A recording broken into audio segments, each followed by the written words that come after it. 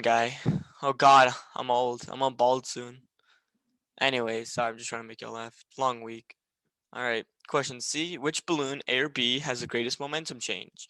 So change in momentum is equal to the final momentum minus the initial momentum. And bada bing, bada boom, momentum. So in order to find P of F equals, I'm pretty sure it's mass times velocity, final velocity. Pretty sure that's how you find it. And since this one has a greater final velocity, like we said in here, it's going to be greater than this one, which means this it's just overall going to be greater. So this one's also going to be balloon B. Another way you can, let me look at my notes real quick. Bada bing, bada boom. You would put like balloon B has the greatest momentum change because the mass is the same for both B and A, but B has a greater change in velocity, like we did in B, which means that B is going to have most momentum change because the velocity is going to be higher than A.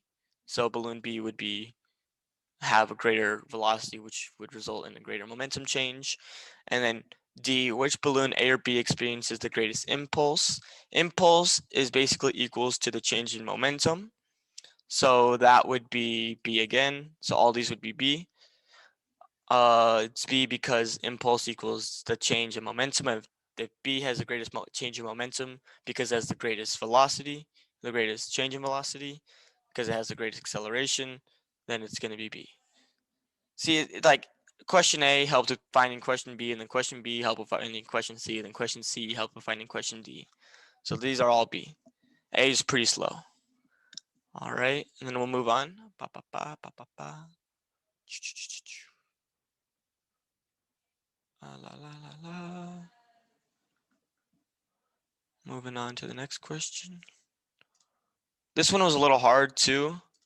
I'll explain it to y'all, but I hope y'all try to do this.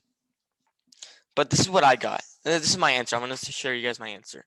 So I said, we'll read the question, then I'll say my answer.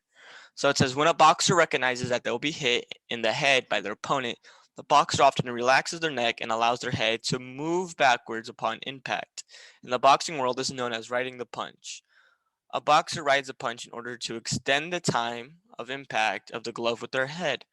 Why does increasing the collision time lessen the pain? Explain and justify using physics. So I think I got this wrong. This was a little tricky. This messed with my mind.